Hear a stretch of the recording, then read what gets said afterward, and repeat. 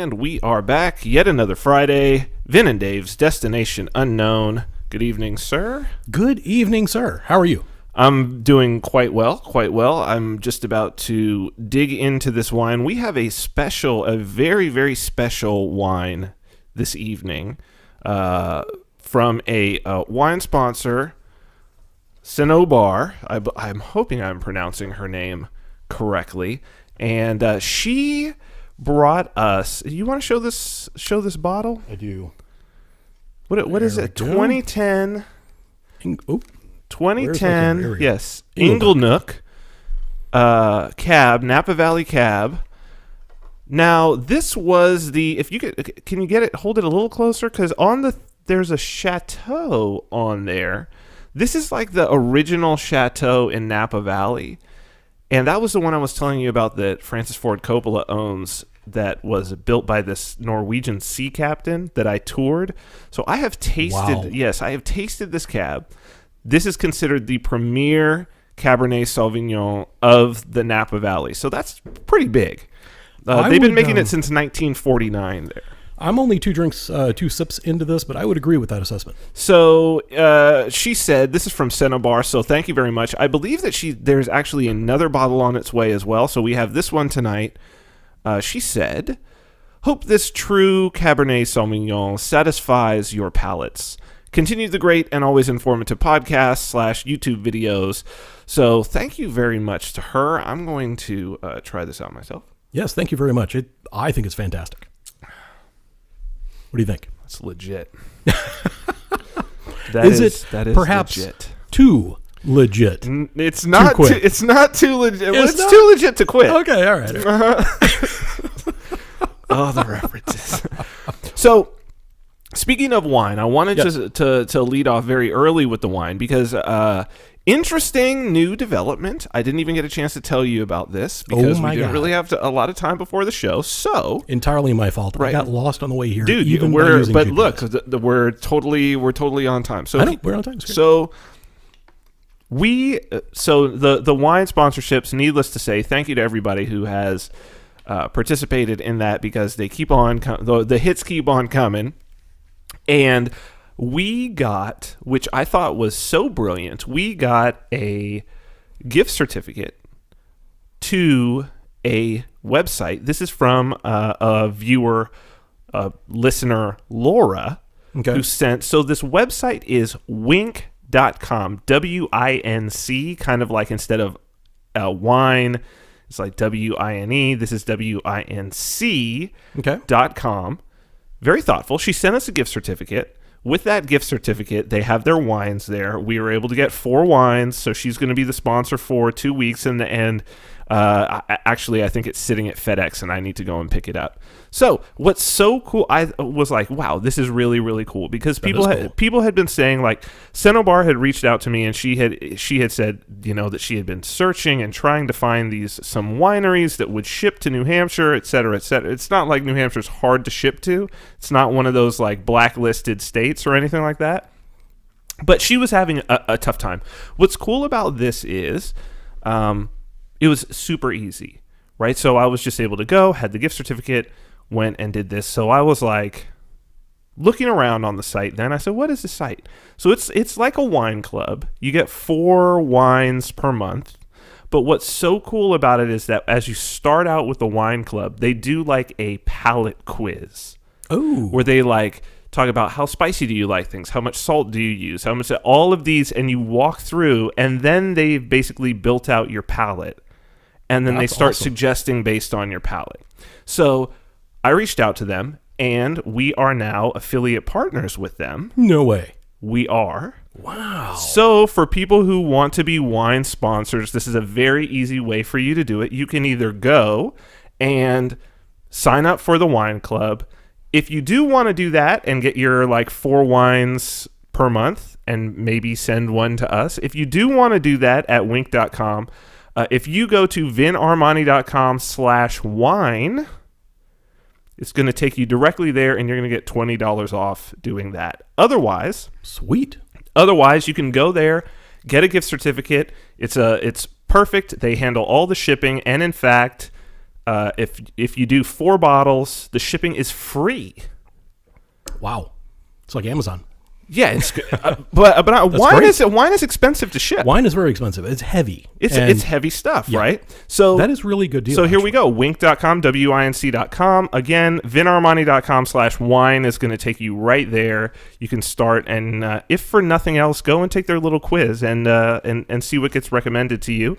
So wanted to lead off with that, because that's a new thing for us. Also, if you're looking for the link, cool. It's right there in the YouTube video. You can go and check out the link. So Wink.com or vinarmani.com/wine.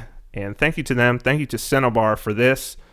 We're really going to enjoy this bottle and the next one that comes in. Man, this is a very grateful way to end up September, isn't it?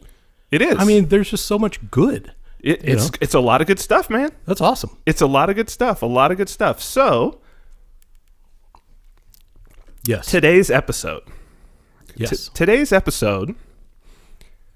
Do you want to? This was your idea. Like I feel a little uncomfortable doing this episode, so I would like you to say why we are doing this episode and what the episode that we're doing is. Okay, so hey, if anytime you feel uncomfortable, just I'll give you a hug. It'll be all right. That'll make it. That'll make it way more comfortable. So, the thing was that. Obviously, I knew that you were on the show Gigolos, right? Yes, it was on Showtime from 2010 up till, I guess, now in reruns. Yeah, well, it's still on in rerun, but it was like, 2010, 2011 through 2016, I think was the run dates. You can still access them the way that I did on Show Anytime, I guess, is the app. Or they're on demand on YouTube if you go to YouTube and type in Gigolo. Yeah, they're on demand there, so. Nice. So I honestly did not know that before I met you. And then my wife told me, like, oh, he's the guy from Gigolos. And then I was like, oh, I suppose that we should watch Gigolos. I'd never seen it before. And so last week, my wife and I actually spent 8 days binge watching all 6 seasons. That's the way to do it. It is the way to do it. That's the way to do it. And I'm going to tell you, it was not at all what I was expecting. Now, what were you expecting? Well, Showtime, show called Gigolos. I'm expecting it's going to be like a male version of, I don't know, like Housewives of Orange County or something. You know what I mean? Got it. Yeah, yep. I thought it was a reality show, but it was going to be a guy-focused reality show that was all drama and sex appeal. Now, you thought it was going to be a guy-focused show. Yeah. Why wouldn't you think that it would be I'm always interested about people's first impressions on this, because I don't think even Showtime or the producers or us as cast members, when we first came into it, I think all of us had a different opinion about what the show we were making was and who the demographic it was going to appeal to was. So your impression off just the idea was show for guys. Not necessarily show for guys, but show about guys. Show about guys. Yeah. So soft porn. Getting that sort of vibe. I was actually, I really didn't have a ton of expectation on that part of it. I knew it was, Showtime, so of course they're going to be a little more risque than broadcast TV. But I thought, it's going to really focus on some inner drama. There was going to be bitch fights. You guys were going to be slapping each other. It's going to be all about the drama between the Gigolos. Yeah. And it turned out to not be that at all in any way. Mm-hmm. I mean, there was still, drama, but it was, what I took away from it, honestly, changed the way that I thought about the time that I spend with my own wife. Because what I found through watching the show, and this might be a little spoiler because we're going to talk about all this stuff. Well, hold on. Yeah. So don't do the spoiler. I won't do the spoiler. So let's build up to this, because it's like coming from the outside, this is like a very interesting topic to me, because I will tell you, like, when I went into this scenario, it was that I had been, so it's a reality show for people who don't have that much so far, right? So there's a lot about, and I think as we talk about the psychology of that particular show, there's also getting into like, there's a lot about reality TV. And I think unless you've been behind the scenes of it, it's really hard to get a handle on what is this reality TV thing. And so, the thing that a lot of people say is, oh, it's scripted, right? So now I will say there are shows that are more scripted than others, where like people are literally told, okay, go say this, and then you're going to say this. I can see those shows. Mm-hmm. There was one, I forget the name of the show. There were a couple of them, but there was one where it was like they were repossessing cars. It was like a towing company. They were like real large people. Yep. This was back in the day. That was hyper scripted, right? Like these little vignettes that were hyper scripted, which you would think they would kind of have to be, to where it's like, you're not really repossessing somebody's car and then you're going to go and film it. Like, that's just not going to go right, because you have to get releases from people and all. So there's all of this sort of legal back end stuff to where you could say like, oh, they couldn't have showed that person on TV if they didn't get a release from them, and nobody's going to give a release after they just got their car repossessed, right? Yep. So those are ones where it's like, okay, these are actors, it's scripted. Pawn Stars is pretty scripted. It's pretty scripted, but I actually thought it was closer to the Gigolos model, because obviously the people knew they were going to be on camera, so it was all set up, and then they would pretend like they're walking in the door with their item, and they'll come up to the counter. Right. And so I felt that Gigolos was more along that line rather than being I would say it's probably the least. So what you have is like, you have all of the shows are definitely staged. Mm-hmm. So like what you can know is there is staging taking place. Yeah. And that's always been the case, just because there's cameras in the room, there's lighting that needs to take place, there's areas of the space that you're in which are going to be the places where things are going to take place, right? So that's a given. Yeah. It's not just people have an idea of like cameras following you around for a year and a half and then they find the goods. That's not how it works. No. It's very much, with our particular show, and this is true with a lot of shows, there's nothing sort of unique about it, but with our particular show, I think ours is actually a little bit closer to the way that like the Kardashians is done, because it's so character driven, and it's kind of melodramatic in that way, as opposed to being, it does have the procedural element of like there are dates where we're actually going on dates. So within that space of time, there's this sort of procedural narrative, right? Which is, and when I say procedural, I'm talking about like the shows where people are flipping houses or rebuilding cars or motorcycles or whatever, where you kind of have this procedure of, oh, they're going to wheel in this junker of a car, we're going to take a look at it, we're going to draw out some things, we're going to, like the Orange County motorcycles, what was County Choppers. Orange County Choppers. Yep. What was that show called? It wasn't called Orange County Choppers. American Chopper. American Chopper. Yeah. That was like quintessential procedural, right? And there's a lot of house flipping ones and things like that. So we have these short segments, and initially I think there were only 2 dates per show, but then they turned it into 3 dates per episode in the later seasons. But they're relatively short, right? So it's like they're like between 3 and 5 minutes, really. Maybe a little longer, depending upon if the narrative's really good. So it's like half the show is that, and then half the show is this sort of, it's much more of the Kardashian style, right? Where it's just like the characters interacting with each other. Yep. Maybe there's something significant. Maybe it's some little minor thing. And a lot of those are drawn from things that are actually going on with us. Like if our family members are coming into town, or if, if there's some conflict that's kind of simmering, they would want us to be like, oh, well, can you guys like talk about that?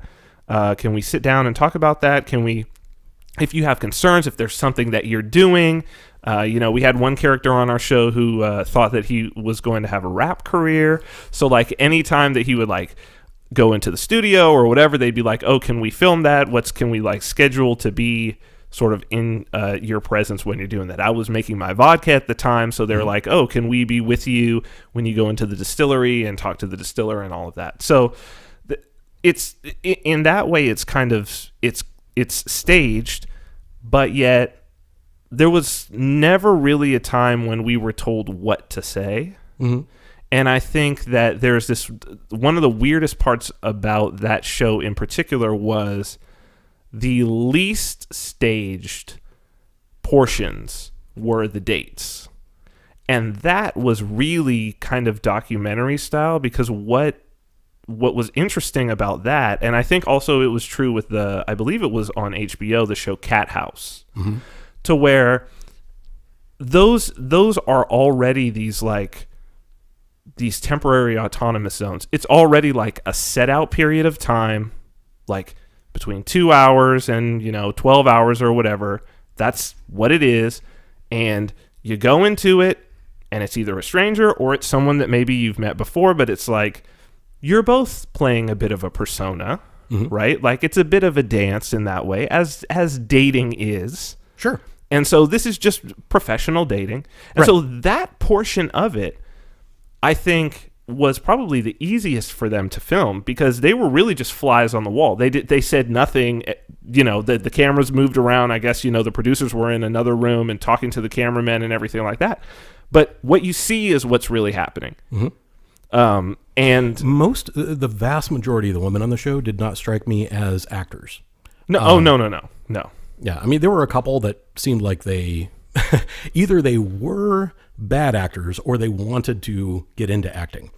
Really what it is that I think, and I always tried on the show to, when I was on dates, to really try to engage them so they would forget the camera was there. Mm-hmm. But I think some people are just, all of the women who were on the show are obviously exhibitionists.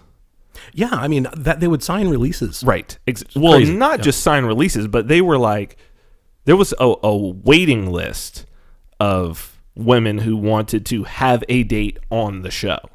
And they weren't all new. I mean, you said like a lot of them were repeat clients from before. Oh, sure. And they also wanted to be on the show. Yes, that's correct. And it's like, wow. I was amazed that like some would get on the show and they'd be like, yeah, I'm a nurse from Washington and blah, blah, blah, blah, blah. And they would give their name, their profession, everything. They would give away everything and then take off all their clothes and have sex. And I'm like, they're going to see this, right? Like, I mean, people are going to talk. But some people really are exhibitionists, and that's exactly what they want. Right, but it might not be what their employer wants. And that was my concern. Right. And it's like, well, everybody's adults in this. You're going to have to deal with whatever the consequences are. And I mean, initially, it's funny because initially the show was by the critics, I think, again, they didn't know what to expect either. No. And so they panned it. Mm-hmm. Not too bad. But well, not terribly bad, but you could really tell that they were like, I think there was even literally them saying, what is this supposed to be? Is it supposed to be porn? Is it supposed what is this? It doesn't even make sense. Like, what is this thing? Yep. And then it was, as it goes on, I still don't really know how to characterize what the show is. So I mean, as I told you before we started this, there's a lot inside of the show, but obviously I was inside of it in terms of how it changed me, what I understood more about myself, what I understood about others, about celebrity, about the business that I was in, about relationships. The show and being on that and having that experience really enlightened me on a lot of things, but that was like a broader experience. I'm always interested in terms of, like I said to you, that people have come up to me and said, this show, couples, they're like, this show saved our marriage. Mm-hmm. People have said that to me, and I'm like, oh, whoa, wow, what is it? So I'm interested to hear what you think is going on in the show that has that sort of impact. So one thing, just for our listeners, is that the show is not about sex. It contains sex, and it's not explicit. It's not porn. It's very softcore porn. It's, the show has sex in it the way that, Game of Thrones has sex in it. Right. Right. It's there, but it's not the main point. Well, I don't think it is, but but the show wouldn't be the show that it is, clearly, if that wasn't. It has to be there. Neither would Game of Thrones. Right. Fair enough. Fair enough. But I think it adds to the story, because even they weren't throwaway scenes. I mean, there were some challenges that we can talk about that came up with some of these clients. So first of all, let's dispel some myths, right? Women do not go to gigolos exclusively for sex. They're not there just for the sex. They're there for the connection, the relationship, the intimacy of it. And there are a lot of dates. I'd say, I don't know, maybe a quarter, maybe a little less than a quarter of the ones that I saw, because I'm looking at it from the viewpoint of somebody who just got to see it from the outside. Right. So I absorbed the whole thing really fast and only got to see what the producers and director allowed the public to see. You've got the inside story, which I think is going to be awesome, because there's questions I want to ask about a few things. Fair enough. But the view that I was able to see, I thought that early on, like in season 1, maybe a little bit of season 2, there wasn't, I guess, a lot of focus on the sexual component. It was there, and it just kind of there was a routine, right? It was like, okay, so we're going to do this, and then we're going to do this, and then we're going to do this, and then it's over. And it was like a pattern, and every guy had like their procedure, basically, that they would follow. Right. And it was really noticeable in the first season. In the first season, there was a lot of things that were really kind of weird. I think everybody's just getting into their groove and... I mean, like I say, nobody knew. The editors, the producers, the directors. It really took, I think, until about season 3. That's what was this interesting feedback loop, I guess you could say. Like they did a lot of things in the first season that... First season, maybe the second season as well, but certainly the first season. Like one of the weird things in the first season was they were like, hey, let's go shopping and you guys can have a conversation about XYZ. And about halfway through, we were like, we really don't shop this often. I don't know, like, what? Like we're guys, and we're straight guys. Like we have a nice wardrobe, but most of us will go out maybe once a season, one time, and go and get what we need for that season, and then we're done. Yeah. We're not out shopping every day, and we're not shopping with each other, certainly. Like, we're going to the spot. Well, and because the other thing about it is, all of us had such different style that very rarely, I mean, Ash and I would kind of, there were some times, and there was some things with Brace, one of the other guys, where it was like, there would be a little bit of crossover. We shopped at some of the same boutiques, but like, very little. Really, in terms of style, in terms of crossover. I think we were all quite different. So it was like, that went out the window. And then it became like, well, what do you do? And we're like, well, we drink. We drink. So it's like, well, what does any guy do when he's going to go and hang with his boys? Like, we go and drink. So then that became where we ended up having conversations. Yeah. And that's a better reality show. A reality show that actually just... follows the people There's around. Some sort of crazy ass bug in here. Oh, that is a gigantic mosquito. I think it's a mosquito hawk. I don't. Yeah, mosquito hawk. Wow, it'll probably come out with its own sex doll soon. So, inside joke for those of you who have seen the show. You got to watch the show. So, it was. Season 1 was a little awkward. I'll put it that way. It was a little awkward. Everybody was kind of feeling it out, trying to figure out, okay, what are we going to do here? 2 was better. 3, I agree. That's really where Riker got his beard, right? That's where Riker got his beard. Season 3, it took off from there. It was fantastic. Right. And the last season, absolutely my favorite. The last season was incredible. And it's a really interesting combination of the stories about the guys and what the guys are into, combined with these dates that they go on, learning about their dates, and recognizing that, okay, not every woman is there for the sex. In fact, they're mostly there. 90% of them were there for the intimate connection. And a lot of them couldn't have intimate connections with people for a variety of reasons. Oh, sure. Either they were, some sort of celebrity. There were singers on there. Mm-hmm. There were people that were on the road 300 days a year. There was no time, no ability to set up any kind of relationship with somebody. And so they would, they would hire the service so that way they could, for that period of time, the 2, 4 hours, 12 hours, whatever it was, they could have that intimate connection that they lacked in their outside life.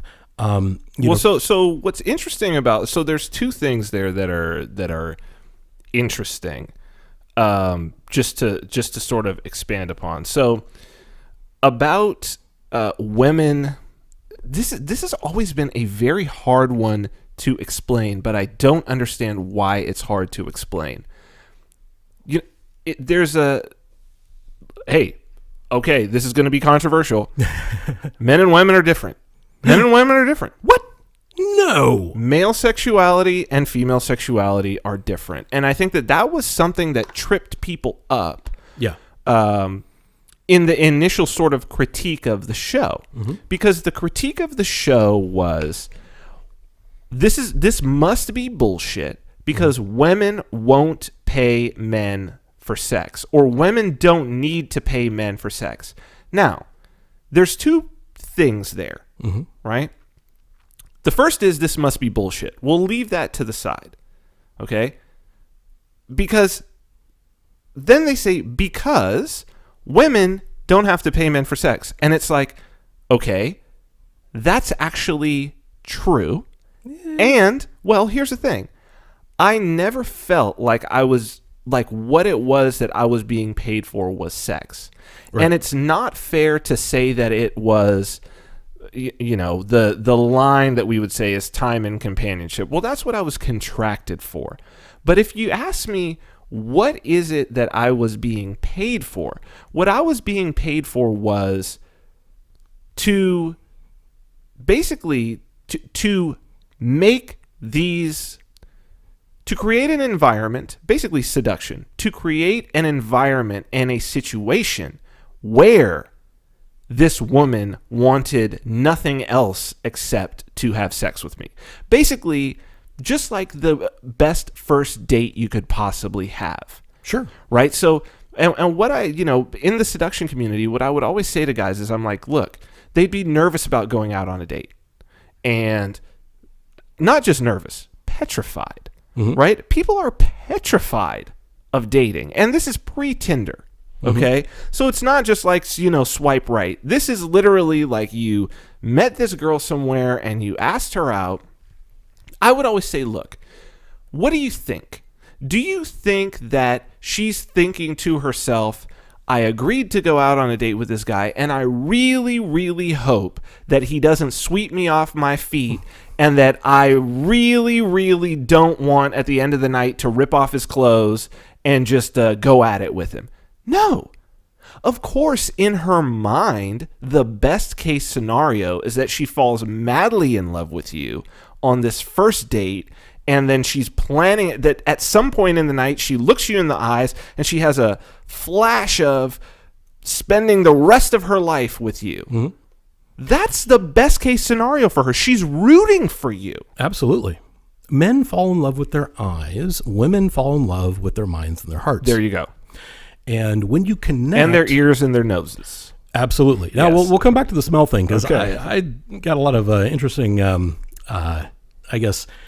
perspectives. Oh, there's a lot. There's actually, that's one of the most scientifically studied aspects of female sexuality, by the way, is the olfactory. And it's fascinating. Absolutely. And not questioning that is absolutely a fact.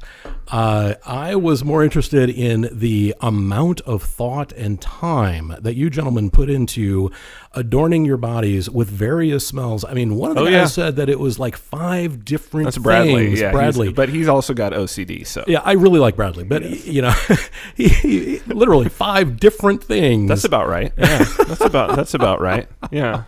Wow. I mean, I definitely had... I definitely had my, from what, what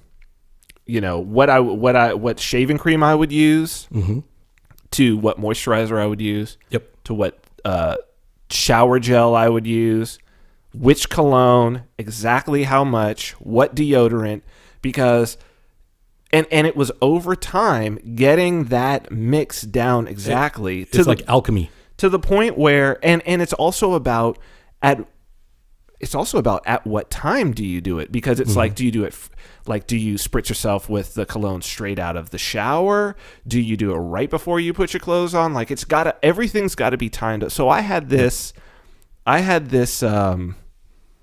routine down, and when I got it right, it was just like every single woman was like, "Oh my God, you smell amazing." And it was just like they just wanted to get closer. So it's like there's an art form there. Absolutely. When you're when you're practicing it, and it took me years to get it, but it was like I had it so on point. Yep. And the thing is, you can't give that formula to anybody else. No, because it's your body chemistry, it's your individual body chemistry. Yeah. Absolutely. And it's also got to match with it also has to match with your persona and your vibe. Absolutely. Because some people have some guys would have like a fresher vibe to them. Some have a darker vibe to them, and like sportier or whatever. Exactly. Yeah. And it should not to say that it should, but what I'm saying is that like when it matches, when the experience matches, then you're on to something. And it's interesting actually, because one of my clients, a longtime client, fantastic client, she Silicon Valley entrepreneur, very successful. She was actually an investor in a company, two sisters, one of whom was like a professional nose, like a perfume nose. But what they would do was they would make, I'm trying to remember the name of this. I believe it's either 19 or 26. It's a number is the name of the company. But they would make like environmental scents. So they did like Lady Gaga. They did like a scent for her for some. They did a lot of fashion shows. The American Express Centurion Lounge at airports. Okay. They did a scent specially for them. Wow. So they would bring her like a picture of something, art, whatever, and then she would say, okay, that's this and this and this and this and this and this and this, and then you would smell it. And then you'd be like, oh, that's it. As my client brought me one. They had done one for a magazine called Purple. Okay. And she brought me the scent, and I smelled it. It smelled like purple. Wow. And you're not talking about grape. You're talking about... No, I'm like, it wasn't, I can't tell you what it was the smell of. Right. But if I closed my eyes and I smelled it, because she said beforehand, she's like, what color does this smell like? And I was like... Purple. And she's like, yeah, it's for Purple magazine. Like that. Wow. So when you can match up a scent with the entire vibe, like that's the experience. But see, that's what they're paying for. Yeah. I mean, when you can induce synesthesia in a neurotypical person, that's impressive. What does it smell like? What does it smell like? It smells like purple. And you're in a mental hospital next week. So awesome. But the skill level and the and that's not something you can learn. You have to be born. Oh, it's an art. It's an art. Well, and you got to have the nose for it, right? Like I can be as good a cook as I want, but if my palate was better, I could be a better cook. Well, I think a lot of it for me was it was really trial and error, right? So I was talking about the nose, that the person who came up with the the nose. Yeah. Yes. That is okay, the genetic gift. Oh no. That's she's a gifted. She's got something special. What you were doing actually does require a lot of research and effort and comparing, and but, it was but trying. It was trying different things, and then it was every time that I would get the reaction of like, "Oh my God, you smell so good." I was like, "Okay, what did I do?" Yep. What was that? What did I do? Let me try it again. It was like very much scientific method. As long as that person wasn't lying to you, right? Like sometimes girls will see, or anybody, girls, guys, doesn't matter. They'll see somebody who's attractive, and then suddenly, like, their breath doesn't stink, they smell amazing. I don't know. No. A lot of this was from. I developed a lot of this in when I was in the pickup artist scene in LA. So a lot of this was in very sort of what you might call adversarial environments. Picking up women in bars in Los Angeles is a very adversarial environment. You're walking into a scenario which is very different than being an escort, by the way. Oh yeah. It's actually the exact opposite. So, in that scenario, you're walking up to a woman and her defenses are all up. Yeah, because she's already been hit on 5 times. Exactly. So, or more. Yeah. Right? So it's like defenses are up, and even if she hasn't been hit on that night, it's not like she hasn't been hit on a 1,000 times in the last month, right? Yep. Defenses go up. You're kind of breaking through the defenses. So if you're in that environment and a woman's like, "Oh, you smell great," or some stranger just walks past you and then like comes back and is like, "Is that you? Oh, wow, you smell amazing." And then it's like, okay, what did I do? I have actually done that. 2 guys. But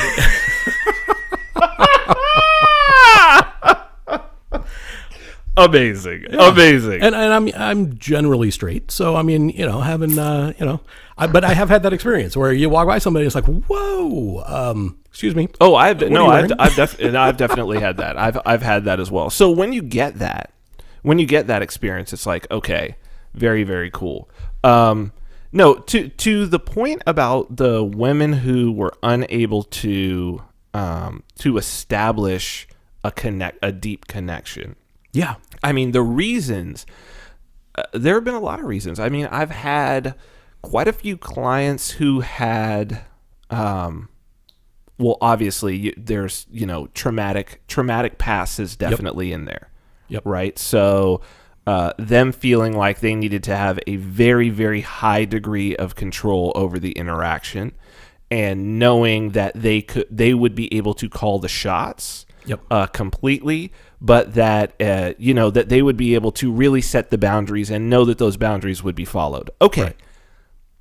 That's what they're paying for. Mm-hmm. There's huge value in that because that's a rarity to be able to get. You have to pay to get that, really. Other people who, an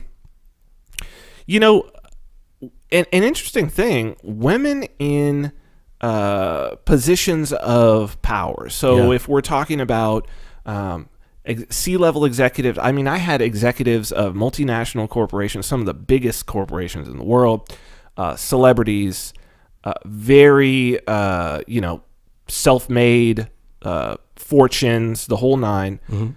A woman gets to that level, it's very hard to date. Yeah. Because men, regardless of if the woman's just trying to be a woman, it's hard to find a man who's secure enough that he's not intimidated. And I'll even challenge you a little bit on the any woman can get laid in a bar, because those women would never go get laid in a bar. No, of course not. Well, some of them might, but for a lot of them, that's not what they're looking for. No, they're not looking for it. But I think the assumption is always like any woman can get laid anytime, sure, blah, blah, sure. blah. And, I think that there are a lot of reasons why that's not a realistic statement, just because, yes, I think most people would say that the majority of women out there could get a sexual partner on any given night. Sure. But the question is it going to be any good? Well, is it going to be any good? There's a cost-benefit analysis there. And that's the thing. I mean, and it's not just about the quality of the interaction or the quality of the sex. It's also about what damage does that do to your reputation. No, because exactly. I guarantee if a C-level executive gets caught at, Billy Joe Bob's bar, that's right, in the back room with somebody, that's going to be right, all over the news. And that's going to ruin her career. Well, and I think also one of the things about these women in particular is, they had the means, and for many of them also the cultural background that they didn't just want it to be about sex. They wanted an experience, and not only that, they could afford an experience. Yeah. There's no reason for them to slum it, as it were. You know what I mean? They want the full Monty, and they want it with somebody who can keep up with them intellectually, which is a huge part of sex, right? The sexual creativity, and being able to there's when you're dealing with someone who is used to everything 5-star, flying private flights, being around, going to, top resorts and meeting with people high in government or high in business. They don't, it's got to be that. They want to be around people who can deal on that level, who they can talk with about that, and it's just not like, ugh. And the cost is irrelevant. I mean, these are people... it's completely irrelevant. Well, certainly at my price point, which was the highest of any straight male escort in the business. Right. But even at that price point, it was These are women paying $1,000 to their hairdresser. Right? Oh, yeah. They would pay, $500 or $1,000 for a bottle of wine at dinner. Oh, okay. Sure. Well, they would go... A lot of them would be like... Oh, I came a day early because I wanted to go shopping, and the boots that they would wear out to dinner would be 4 times what they were paying me for the weekend. Absolutely. And they had just bought them. Yeah. How many of these women spend, $30,000 on a handbag, all of them. All the time. Yeah. And they don't think about that. So, why would this be any different? So it was never a cost thing. No. It's never about the money, for sure. But it was about these people, these C-level women are surrounded by powerful, smart, people all the time, and they cannot find an intimate connection with someone, because the barriers are there. It's nearly impossible for them to have any kind of real relationship, unless they were married for 20 years before becoming, an executive. Which was often the case for my clients. Like, I would say the vast majority were, it seemed like the sweet spot was somewhere around the age of 45. It seemed like something about 45. That seemed to be about the sweet spot when I would first, encounter them, or they would first reach out to the agency that I worked with. It's fine. Don't. You probably need a napkin. Dave's over here spilling wine. Oh my God, I know. Spilling wine. It's great wine, by the way. It is fantastic. Great wine. Absolutely fantastic. So yeah, I mean, they 45, most of them had been married before. Many of them had children. So you had that. I had, weirdly enough, and maybe I was one of the guys in the agency who this was the most the case for, but I had a ton of lesbian clients, believe it or not. Yeah, and that even came out on the show. Lesbian couples. Which I always was like, well, this is a very interesting... Who, by the way, became some of, great friends. Great friends. You know what I mean? And it's like, no, but lesbian couples, and some of whom were like, yeah, I haven't slept with a man in 30 years. You know what I mean? Interesting. But, if you love someone and they would really like to have an experience, what safer way, what better way to have the experience than with a professional, right? It's like... it's like saying, I want to get my tonsils out. Well, there's Joe who lives next door. Right. You can try him. He's cheap. Or you can go to a professional and get your tonsils out, and it's a way better experience. Speaking of the professions to compare it to, there was one story. I think it was season 2, and Steven, I think, had a client who was just in love with him for real. The Asian girl. Yes. Not even joking. That was a horrible situation. She fell head over heels in real love with Steven. And he did a good job, I thought, of handling the situation. But ultimately at the end, you know, it's like you got to just say goodbye, and you can't be, you know, a client anymore, you know, at that point. And what I realized is that what you're paying for is to have an illusory experience, right? So it's like going to a magic show, right? I'm going to walk into a magic Penn and Teller, right? So I go see Penn and Teller. I'm going to be fooled. I'm not going to know how they do it. I'm not going to know, you know, like, I'm not going to know the secrets. I'm not going to know all the different tricks that they use, but they are going to fool the crap out of me. The illusion. You're saying an illusionist. The illusion, yes. The illusion that the magician does, it's like in a different context. Penn and Teller could be miracle workers. They could be cult leaders doing these magic tricks. Well, that's, I don't think that there's not a difference in technique. There's only a difference in intent. Exactly. And when the intent is bad, that's where you get the cult leaders. When the intent is good, that's when you pay $500 to go see Penn and Teller, or you pay $500 and go get a gigolo, because you want to be completely fooled by the experience, so that at the end you're like, damn, I don't know how you did it, but that was good. See, now I actually would compare it more to a professional musician. This is what and this is the reason why. So you get somebody on stage. I'll even bring it up. I had a client of mine who flew me out to Colorado, took me to Breckenridge, but in the summertime. Because she was big music head, older. I think she's maybe closing in on 60, but very well put together. Owned a limo business in Colorado. Was, you know, kept herself in great shape and the whole nine. Nice woman. And there was Al Green concert. Oh, okay. In kind of a small venue. It was maybe 150 people in Breckenridge. We stayed up there. Beautiful hotel. Whole experience was really great. Al Green is, you know, probably damn near 70 at this point, somewhere around in that general area. And he came out and did his thing, had his band, and just was killing it, was rocking it, you know what I mean? And it's like, he was doing these songs that, of course, we all knew the songs. I mean, everybody knows these classic Al Green songs.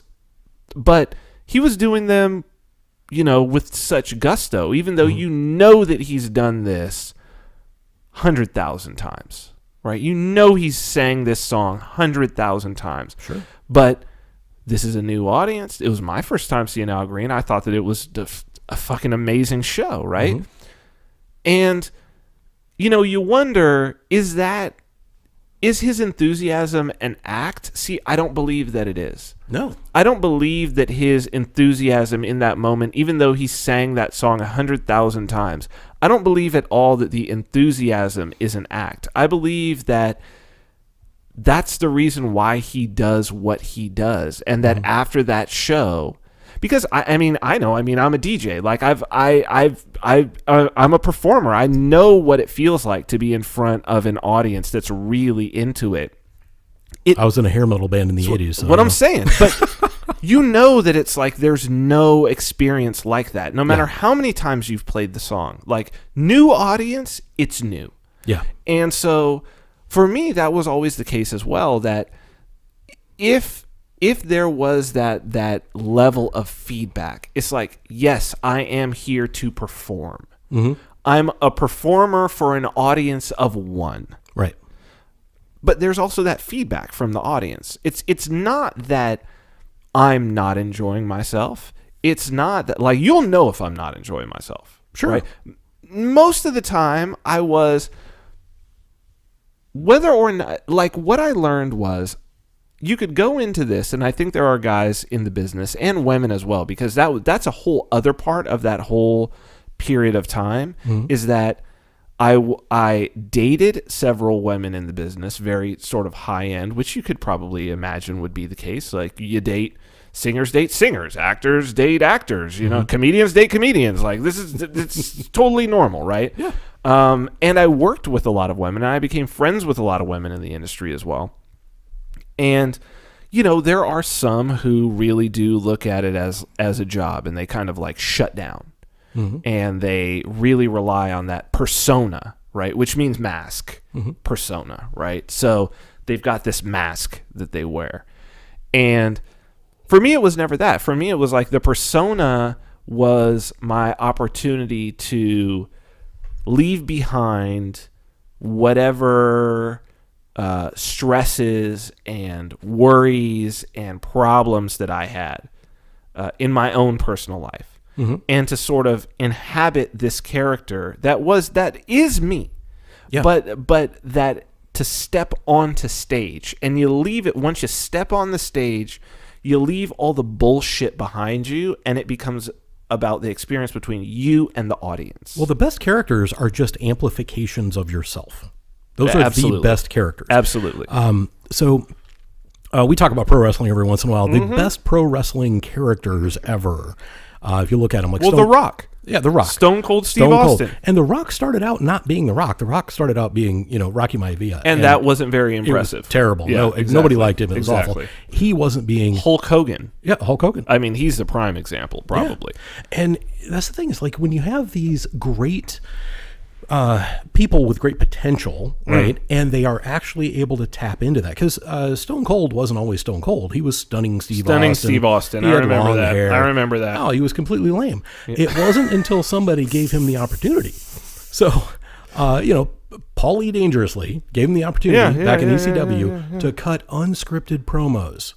And that's when the foul-mouthed redneck came out, because that's who he really was. That's who they kept trying to suppress. And so by him saying, hey, just here's a live mic, say whatever you want, and that unscripted greatness came out of him. And then that's, later he went to WWF, became WWE. And then he became the, probably the biggest star ever.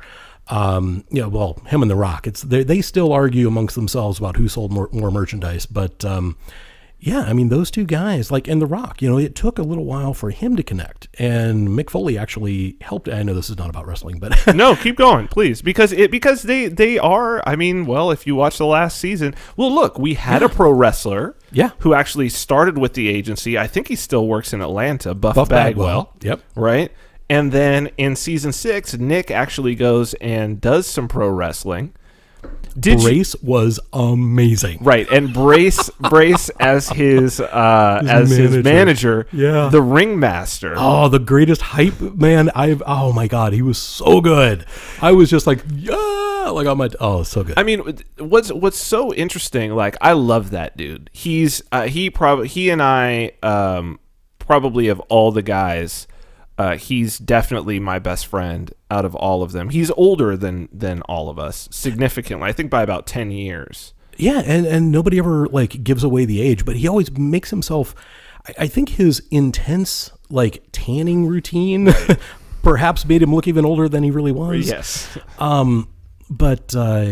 So let's talk about the characters. Let's talk about them. Let's do it. Because that was, weirdly enough, you could not have planned it out better. No, you had every type. Yes. It was amazing. So the show is 5 guys, but you might say 6 if you include our agent Garen, because I think that at pivotal moments he was a very, very important character in the whole thing. Oh, sure, yeah. And his story is also a pretty amazing story. He is a truly wonderful individual. He's one of the most kind, gentle, pure-hearted, honest people I've ever met in my life. And he's and you would not think that necessarily seeing him, because he's 6'5", this model, all of this, and it's just kind of like, oh God, Fabio, okay, but he, he's a recovering crack addict, actually. Yeah, there was actually an article just a few days ago. It was like his 10-year anniversary or something. Yeah. And so, in recovery and going through all of that, he discovered himself and started the agency. And he's been a really great mentor and sounding board for all of us. It could not have worked if he was not as genuinely good of a person as he is. Yeah. Both in terms of dealing with the guys and especially in terms of dealing with the clients, where he was just, I don't know how he was able to be over all these years so attentive, but he has been. So, it was really him that they came to when they wanted to do this show, and he sort of picked the guys and said, okay, these are the guys that I think. So we started out with 5 guys. 2 left over the course of time and were replaced by 2 other guys. So sort of how it started out, the idea, and I don't know that we didn't have enough guys working at the agency that this could have even been really planned out. But when they shot a pilot and they shot it with 4 guys, I wasn't involved. So they shot it with Nick Hawk, who's kind of like this, as it evolves out, he's sort of the villain in a way. How would you describe Nick? So let's just go through them real quick. Okay, so we got Nick Hawk. My take on Nick, based on, keep in mind, this is the public's viewpoint, right? So this is only what I was able to see on my side of the screen. So Nick Hawk initially struck me as the broest of bros. He's, I don't like using the word homophobic because I think it's he is homophobic. Well, but I think that a lot of, the guys who are in that kind of bodybuilder, whatever, they're so afraid of being identified as gay or whatever that they take every opportunity to remind you they're not gay. Well, interesting thing about Nick, and Nick and Jimmy were roommates. They lived in LA before Vegas. And Nick, when he first came to LA, and then even, I think really, even after probably the first season of the show, was a go-go dancer at the Abbey, which is the biggest and most well-known gay club / hangout in LA. Wow. Okay. So he was a go-go dancer at a gay club, and then he got Jimmy into that as well. So, take that for what it's worth. Well, no, I think that, straight guys, even the ones who have their own sex dolls made, understand that, there is a love tunnel for a purpose. Right. And women aren't going to be using that part. So I'm sure that's an inside joke. You got to watch the show. And that is one of the funniest. I think that's maybe the funniest episode. Oh, I got some good examples. No, the show is certainly a comedy. It's certainly a comedy. Well, it's got everything. I mean, I was choked up at some of the stuff. Yeah, some of the women have stories that are just heartbreaking. Yeah. And, I think, the recovery from trauma is part of it. The divorcees are part of it. Women who have been widowed, the people that are just at such a high level in their career that they can't risk having normal dates or normal bar nights or whatever. Right. And then you also have the women who have such unbelievably low self-esteem for whatever reason. There's a lot of those, yeah. And it might be because they have something physical going on, or, they're just in general, we had quite a few sort of like people with various disabilities for sure.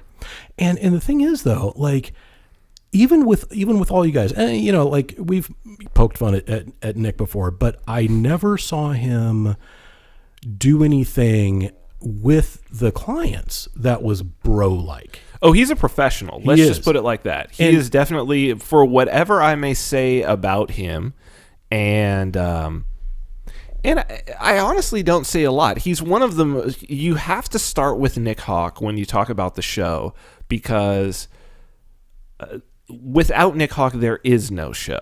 Yeah, I mean, he is the most polarizing figure. That's a very very good way to describe him. I think the show lacks a lot of drama. The drama that it gets it certainly gets from him. And it's because he is a troubled individual. He's very troubled. And what came off, like initially, like the first few episodes, he's broing it up and he's like, I wonder what a Black Vinny looks like, because you were being introduced onto the show on the first couple of episodes. And so it was maybe the very first episode. Very first episode. One of them comes in, maybe, I don't recall the exact circumstance, but either one of the guys or Garen said, okay, we've got a new guy starting. I think it was Garen talking to Nick. Yeah, we got a new guy starting. His name's Vin. And then Nick was like, oh, I wonder what a Black Vinny looks like. And it was just like he was already like trying to establish that alpha male thing. Mm-hmm. And he repeats during the tenure of the show, he probably half a dozen times, he probably at least once a season says, I'm an alpha male. Right. While he's doing his like, right. like constant motion. Whenever he's got like this going on. Right. He's like, I'm an alpha male, like all the time. And I'm like, sit still, please. Just calm down. The insecurity flowing off of this guy is unbelievable. And the problem is, he's a good looking guy who's trying to cover his entire body with, black tattoos like Venom, the whole symbiont thing. The symbiote. Weird, right? Like he's really trying to put on like a coat of suit of armor, yeah. And, so he's super, super insecure. And then like he takes on all of these different things. Like he doesn't say, like, hey, I'd like to learn to rap. No. Oh, no, I'm the best rapper. Ever. Yeah. Ever. Yeah. I'm a hardcore rapper. Yeah. And Eminem's a bitch. Right. That's pretty much his attitude. Yeah. And I'm like, what? But it makes for great drama because he's constantly challenging people and he's constantly losing. Yeah. So it's like, oh, I'm the best marksman ever. And then it's like Bradley was actually a firearms instructor when he was in the Marine Corps. Yeah. And Bradley just uses him. Yeah. And then he's like, I'm going to teach Vin how to swim. Well, I used to swim competitively and I beat him. You know what I mean? And then the same thing seeing you in the little floaty things in the arms, that was fantastic. So, but I think that there's this deeper, I think all of us represent these various archetypes. And one of the things that was so interesting for me with this show is, and if you go back and watch the first episode, the summer before I did this show, so we filmed in October of 2010. That summer, for some reason, I had been given this book, The 3 Uses of the Knife, which I just recently went back and reread. It's called, it's by David Mamet, 3 Uses of the Knife on the Nature and Purpose of Drama. Amazing book. He talks about Joseph Campbell in there. That was the first time that I had heard the name Joseph Campbell, but that was the first time where I was like, I got to get into this Hero with 1,000 Faces thing, right? So this is 2010, summertime. And I read Hero with 1,000 Faces, and then I just devoured everything I could find of Joseph Campbell. And it's all about the hero's journey, right? So I was well-versed in sort of seeing the hero's journey and these different, so whether it's Star Wars, which George Lucas admitted, I found the Hero with 1,000 Faces, which was written in the 1940s. He's like, I read it, and yes, like Joseph Campbell was the Jordan Peterson of kind of the 80s was when he had his moment, but he wrote his book in the 1940s. And that's the monomyth, and that's what so many people use to write their stories. So we're talking about Lord of the Rings, The Matrix, Star Wars, list goes on and on and on, to the point where there was recently a TV show, what was it called, where like all the electricity went out or something like that. And it's not, maybe it was 5 years ago. I was watching it with my brother in Chicago with his girlfriend, and immediately I was like, they're doing the hero's journey. And I was like, okay, what's going to be next? They're going to show up. The next place they're going to go is going to be like a bar. It's going to be a bar, and there's going to be like these shady characters in there. And then it was like, boom. And then I was like, okay, and now there's going to be somebody, the shapeshifter is going to show up. And they're going to like give them some, and boom, it happened. And my brother was like, what the hell are you doing, dude? This show this is the premiere of the show. And I'm like, no. They're doing the heroes. They're just doing the hero's journey. Yep. Right. So this is like, that's the same thing of like, it's, so the beginning is the normal world. Yep. And then you have the call to adventure. So let's do Star Wars in this case. Or you could do Lord of the Rings, follow it along. You're in the Shire, or you're on Luke's, Tatooine. Tatooine, the normal world. It's fine. Then you have the call to adventure. So in Lord of the Rings, it's done by Gandalf, right? Saying to Frodo, you got to go take the ring. In Star Wars, it's Obi-Wan Kenobi, right? Saying to Luke Skywalker, then refusal of the call. Right. The hero says no. Yep. Right? Luke Skywalker goes back. Then, his family's dead. Frodo says no. Right? They got to refuse the call, but then they end up going to do it. And the next place they find themselves is in some sort of like a bar. They travel somewhere and it's a bar. Right, so then it's like, what's the name of the? Do you remember the name of the bar? It's not Mos Eisley. Is it Mos Eisley? The Mos Eisley spaceport. It's so Mos Eisley in Star Wars, or it's like I forget what it's the Prancing Pony. Prancing Pony, right? So you're like, so now people are probably like, oh shit, it's the same story. Let's go to the Matrix, right? So it's like Matrix sends the thing. Then Morpheus is telling Neo, okay, go on the ledge, but then he refuses, right? He goes back. But then it's like, follow the White Rabbit. Where does he meet Trinity? In a nightclub. And then he follows her, and that's the way. So it's all the same story. And the first episode of Gigolos is when I saw it, I was like, I called the producer immediately, and I was like, holy shit, you guys are doing the hero's journey right now in a reality show. This is crazy. If you watch the first episode of Gigolos, you can line it up with all the things that I just said. And I knew then, I was like, this is going to be a cult hit.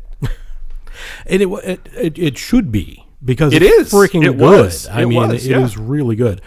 So yeah, the interesting thing is the bar. What does the bar represent? The bar usually represents like a gateway. It's a bridge. Yeah, it's the bridge between the normal and the weird. Yes. And that bridge is where they meet their mentor. Yes. And so that's where, they meet the Han Solo. It's where they meet they meet a shapeshifter.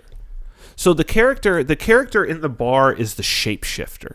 That's who so he's the one who's going to guide them between the two worlds, right? So you've got Han Solo. Yep. And is he a good guy? Is he a bad guy? Like, did you meet a villain, and then it's Strider? Yeah, right. And Aragorn, and Strider and Aragorn, right? You're like, is this a villain? Who starts out? So you think Strider's a villain, right? But then it turns out that he's a hero. Same thing with, and it's only if you've seen the original uncorrupted version of Star Wars, right? Before George Lucas got his mitts on it again. So Han shot first. Yes, he did. But no, because they're always categorized as a villain first. He was the villain. He killed the guy in cold blood. Yes. So that's the idea of the shapeshifter, is that like, you don't know. You're like, is he a villain? Is he not a villain? Right? Is he a villain? Is he not a villain? So that's the idea of also Morpheus is, so this Morpheus, he's a hacker, and then you're like, so are these government agents good guys or bad guys?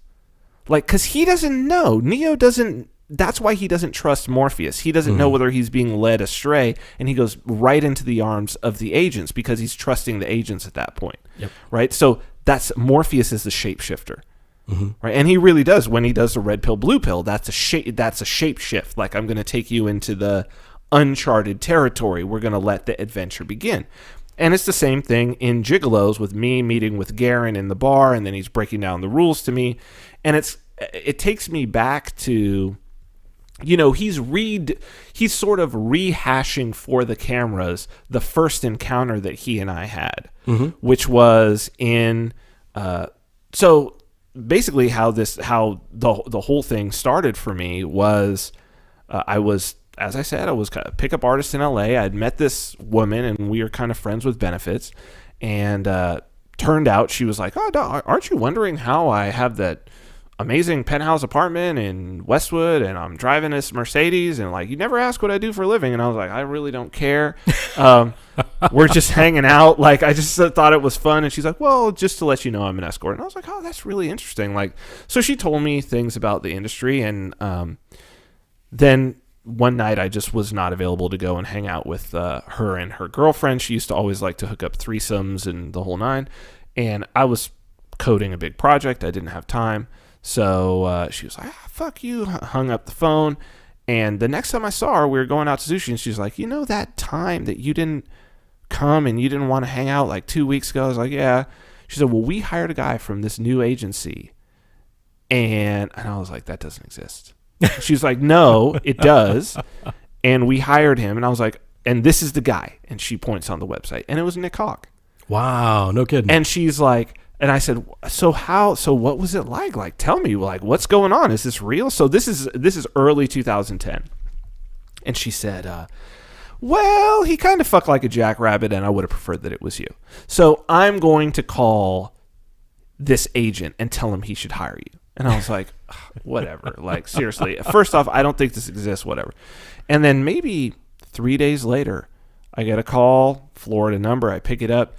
Hi, my name's Garen James. I run Cowboys for Angels agency. Your friend Morgan told me that I should give you a call. It's weird. I know who she is. We advertise on the same sites. I've never had a referral like this. I happen to be in LA, in Beverly Hills, at the Mosaic Hotel. Would you want to come and have a drink and meet with me? She says that I should, represent you. And I was like, yeah, I'll come down during lunchtime. So I went down there, and this dude walks up. At the time, he's got like long hair. Yep. He looks just like Fabio. Yeah. Just like Fabio. Season 1's got the long hair. And I was like, oh my God. But it was that, right? That I was like, oh, it's this guy, right? Well, because I had lived in LA for a decade at that point. And I mean, I'd lived in Southern California for a huge chunk of my life. And I just knew, like, oh God, here comes this guy. Like, here comes this fucking slick talking, this good looking, charismatic con man who's probably going to want me to pay for something. Right. And is going to like try to take my money and this whole thing. And, we sat down, we got to talking, and I was like, where's the con? Where's the con? Where's the con? Like, I didn't see the con. I was like, where's the con? Where is it? It's got to be in here somewhere. Because he's a villain. Mm-hmm. Right? He's a villain. Like, I'm looking at this guy, and I'm like, he's a fucking villain right now. There are stereotypes for a reason. Yeah, well, it's that sort of like, well, the stereotype is, you meet somebody, some agent, producer, whatever it is, at a hotel in a high-end hotel in Beverly Hills is fucking bad news. Oh, yeah. Right? This is where the Harvey Weinstein stories start, right? Yeah. This is like, oh, hey, you want to come back up to the room? I just need to make sure that you've got the right equipment and blah, blah. You know what I'm saying? This is just the high-end version of chicken hawking that happens at the bus stops. That's it. So this is what I'm thinking. Yeah. In my first encounter with this guy, which is why it's so crazy that it's like, looking back, it's like, wow, the hero's journey playing out in our own lives exactly as Joseph Campbell says that it does, right? And so by the time we're done, he's just like, okay, I think you'd be a good fit for the agency. Like, do you have some pictures, some headshots or something? And I was like, I'm a software developer, dude. Like, I got nothing. And he's like, well, okay, here's, let me give you the number of my guy here in LA. He works for the agency sometimes, but he's a really good photographer, and you're gonna have to pay for some photos, but could definitely put you to work. And so I did. I went and got the photos, and they were really bad. Like, I had never taken photos before, and whatever, they were bad. But he put me on the site. Yeah. And I got a little bit of work here and there. And then what was interesting was during that period of time, and it was the one moment in our interaction where I was like, there's the con, where he said, so we shot this pilot with some of the guys for Showtime But you probably wouldn't want to be on that, would you? Like, you seem like a kind of a behind the scenes guy. You wouldn't want. And I was like, no, I would not want to. And I was like, yeah, you shot a pilot for Showtime. Yeah, sure you did. Sure you did, buddy. I've lived in this town for way too fucking long, you lying son of a bitch. And it was 100% true. Yeah. And so then it was like 6 months later that I just wake up one morning and there's a message on my phone from him, and he's like, Vin, you're on the show, don't say no. And 2 weeks later I was in Vegas and we were filming. So that scene where it's he and I meeting in the bar is he's re-breaking down sort of the rules of the game in front of the camera. But that was the exact conversation that he and I had. You know, it's funny. I think part of that conversation was about that, you know, the clients aren't paying for sex, they're paying for your time. Right. And there was actually an interview. I was looking through some articles that came out at the time that the show started. And I think it was like the sheriff out there was like, oh, you know, they play semantics with the wording, but we know what's going on, blah, blah, blah. Yeah, but semantics with the wording is the difference between breaking the law and not breaking the law. Well, but beyond that, I think it's actually true.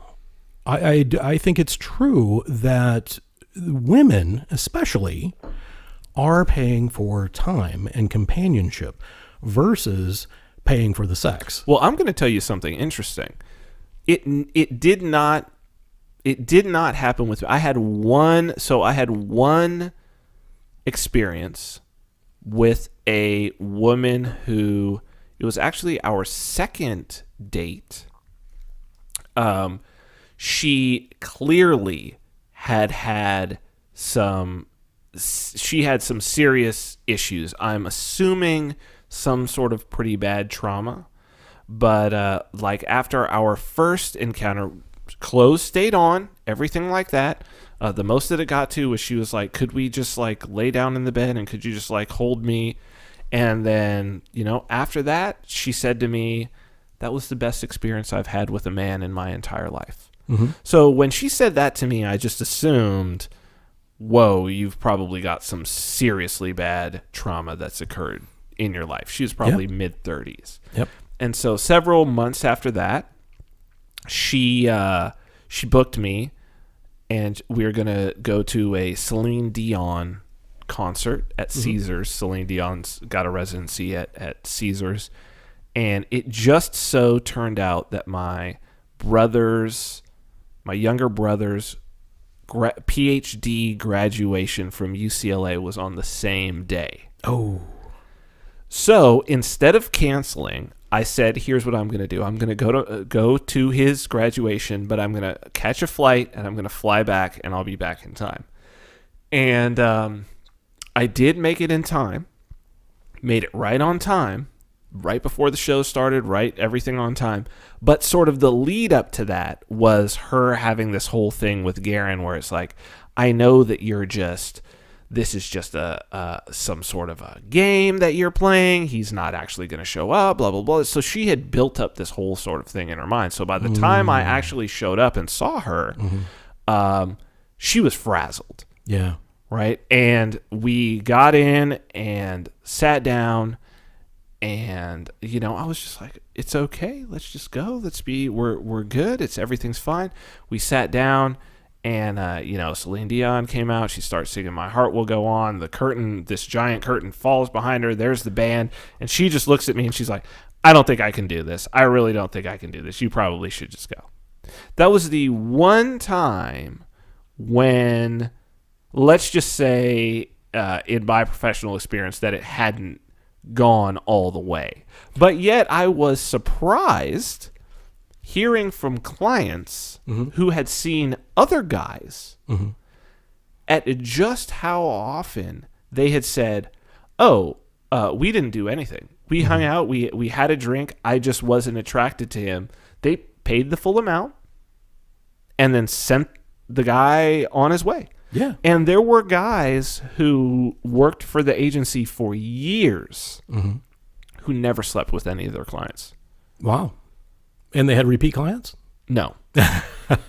No. Now, see, I would say if they had repeat clients, they must be like a damn good psychologist. No. They had no repeat clients, but so there is a very interesting thing about this, about the whole. See, I wonder, had I not been on the show, would I have ever, just off the strength of my pictures, would I have ever been booked? I wonder about that. I don't know, because you say you're better in 3D than 2D. I think so. And I'm not a model, right? So, Right. But I have dated models, and I know people who are models, and there is an art to modeling. There really is, to knowing your best angles and where you're at, knowing where the light is, and all of this. And also being naturally well put together. And there are some individuals who just fucking take an amazing picture. Yeah. There are some people who are just way better in photos, and then when you see them in real life, you're like, oh. And there's a lot of those people like in Oprah. Yes, there's a lot of those people in the escort industry. It turns out totally.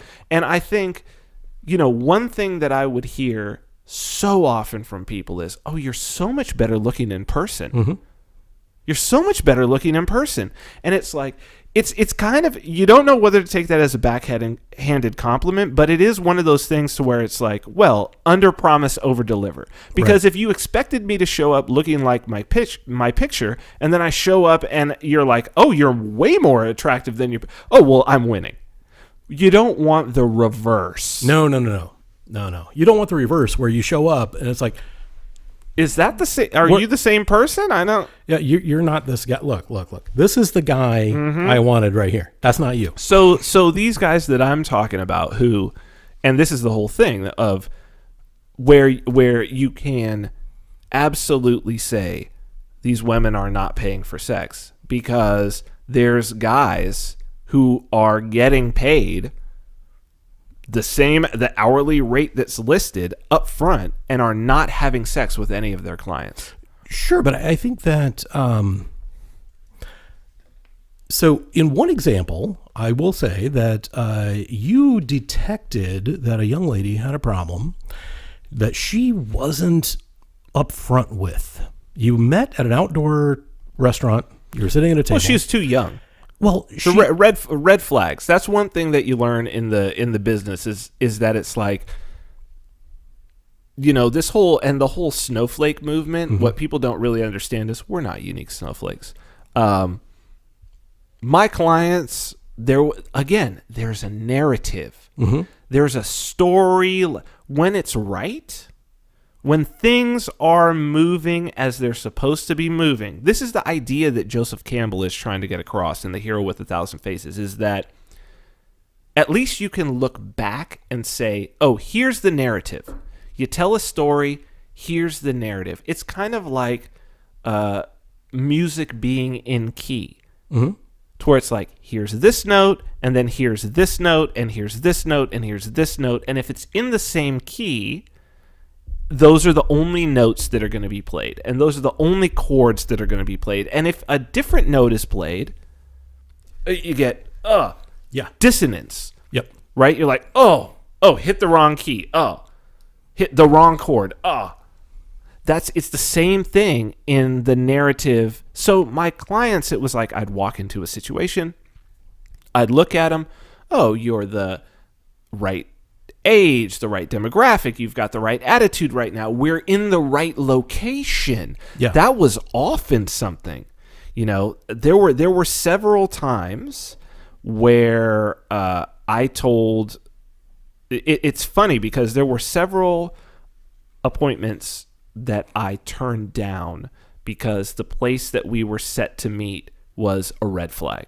Mm-hmm. And there was at least one that this is not on the show. This is just a client. There was one where everything was so wrong. It was nothing but red flags, and it was out of my career. That was the one, I would say, incident where I really felt like my life perhaps could have been in danger. Wow. Yeah, where I was with a mentally ill former special forces woman in her home, door locked, and she was in what appeared to be a psychotic break. But what was very interesting was before that, it was just red flag after red flag after red flag. And I had told my agent, I was like, this is way wrong, dude. Everything here is wrong, because it was totally out of key. Mm-hmm. It was totally out of key. There were some where I could walk into appointments and know everything was going to go perfect, because up front, where they had asked to meet, what hotel they were at, what time it was, their name, like everything, where I was like, okay, I know what this is. This is a legit person. Yes. And there's no subterfuge. There's no ulterior motive. And that, you're absolutely right. There's a harmony. Yes. To it all. There's a harmony. And this young lady, it really stuck out. There's two stories related to this. One was the young lady you met at the outdoor restaurant, and you sat down, and instantly, like, the story she was telling was not congruent with her or anything else about the situation. Right. It all seemed wrong, and you picked up on that, and you probed a little bit. You didn't press, you didn't embarrass her or anything, but you asked questions. And then she was like, I'm married, and, I'm mad at my husband, and blah, blah, blah. And you're like, well, why don't we just sit here and have a drink, and we'll talk for a little while. It'll be okay. And that's where it ended. I mean, that was the entirety of the date, was you guys sitting there having dinner and a couple of drinks and talking through the problems that she was having at home. And it's like, what guy at a bar would have done that? No, exactly. Right? A guy at a bar would have, oh, I got this one nailed. I'm taking her back to the room and bang one out. And the thing is that she see, the other thing in that particular situation, I think in the case of most women who would hire me, mm-hmm. is that the expectation, and this is a weird dance, right? And it's not what you would expect. And I think not every guy in the business even is very good at this. As sort of outwardly alpha male as they're looking, a lot of these guys walk into a situation and they want the woman to tell them what to do. It's like, I'm here for the next 2 hours. What do you want me to do? Right? Mm-hmm. Because they're like a little vacuous. But, I think for the most part, if a woman it's so weird. But men and women are different. Male sexuality and female sexuality is different. Very different. A woman who's, and it was so often the case that one of the most important things, the most attractive things, I think, for women that had hired me was that I would lead the interaction. Mm-hmm. So it's like, it's this weird sort of scenario where, yes, you're paying me, but I'm leading the interaction, which most people would interpret would be reversed in the case of a man hiring a woman. Absolutely. So not always, though. It isn't always. No. I mean, I know a lot of women in the industry, and I would say probably about 60% of the time, the men hiring them are expecting the women to lead the interaction. Sure, because they're not. So there's a difference between leading the interaction and being dominant, right? Two different things. Right. So what we're talking about leading the action is, I think, what you did on the show, which I thought was particularly interesting, that some of the other guys would just flat out say, so why am I here? What do you want me to do? You know, that kind of thing. I will say that in some cases, the women actually had a list. They would say, here, I want you to do these things. And those were weirdly enough, those women never hired me.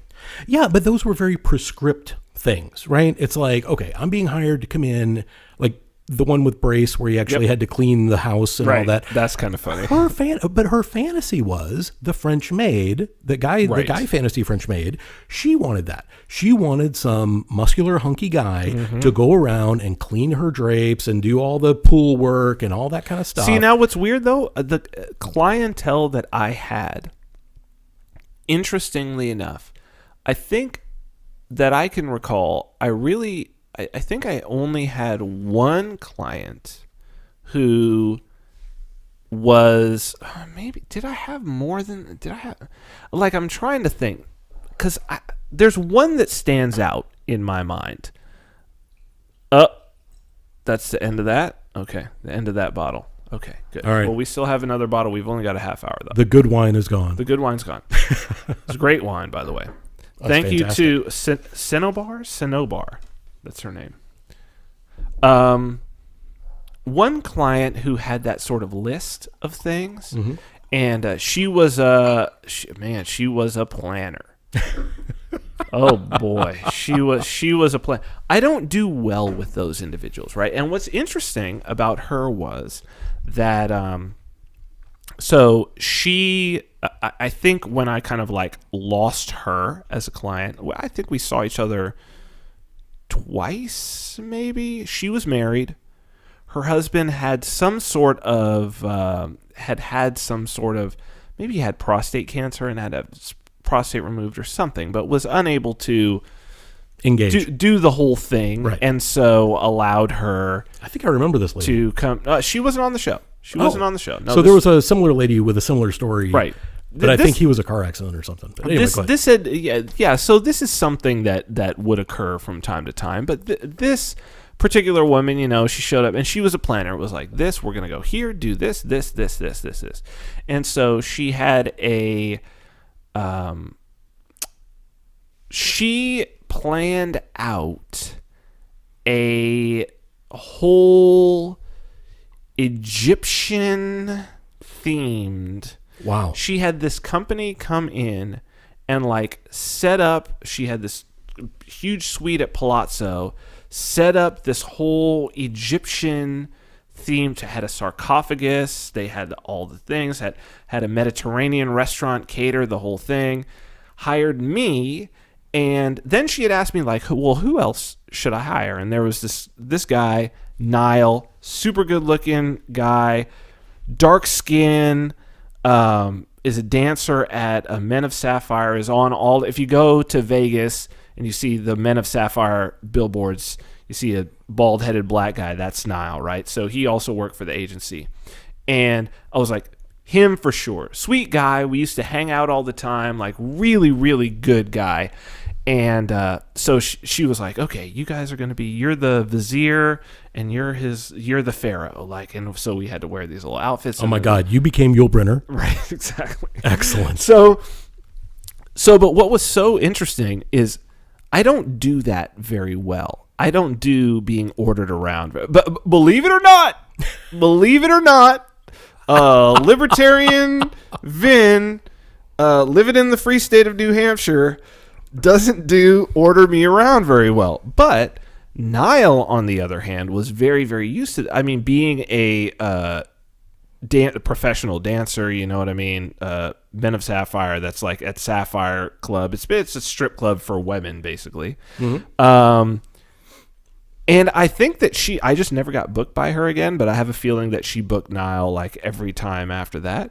So yeah, I never really, my clientele, I know that those women are out there, but I guess there's something about my personality.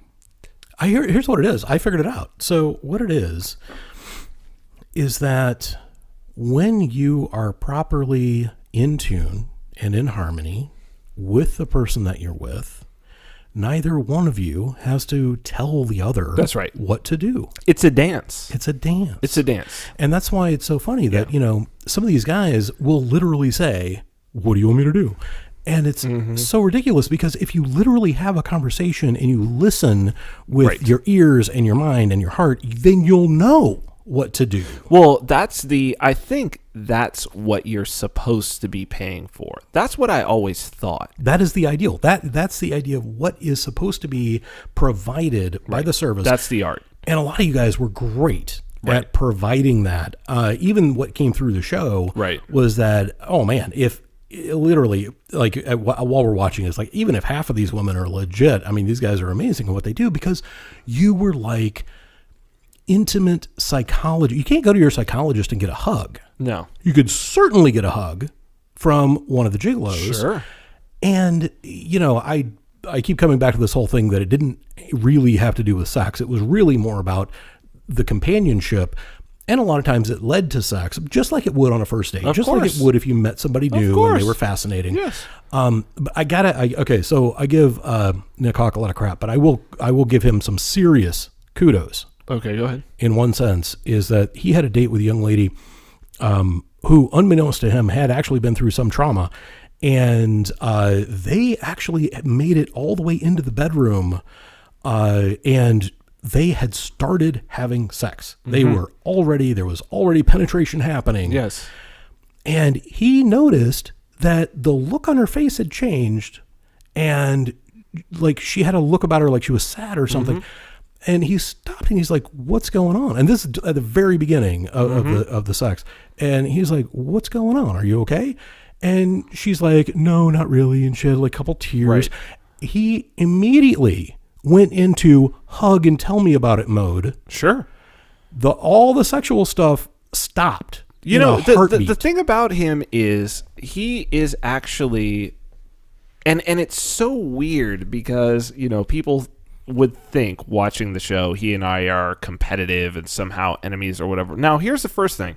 He and I have had, in terms of like double dates, because, sometimes two women will come to Vegas and they'll book people. Or two sisters, like I learned on the show. Two sisters. The two sisters thing actually happens all the time, or two best friends. Weirdly enough, clients would ask me like, "Oh, well, I want to bring my friend. Who should she book?" Or just more often in terms of double dates, it would be me and Nick. Because the thing about it is that he is like outwardly out in front of other people. Yeah, he's a douchebag, like huge douchebag. But the truth about it is the actual guy is, and maybe this is why I give him so much shit, because very early on, like I saw the actual guy. Yeah. One of the reasons why was because we kept getting booked on these double dates. And a couple in particular, very early on when I was living in LA, he was still living part-time in LA. And a few times we drove out to Vegas together, right, to see clients. And I was like, wow, this dude in private is a totally different person. He's like this kind of sensitive, innocent farm boy from Green Bay, Wisconsin. You know what I mean? Like, wow, that's a totally different person than this character that he's playing. And if only he could just be that person. Yeah. But what's interesting was he would fall into being that person when he was sort of alone with women. Exactly. He changed completely. Yes. Right? Like in front of you guys, he was the broest douchebag ever. Nobody's more competitive than me. Like being competitive is a competition all by itself. Right. Yes.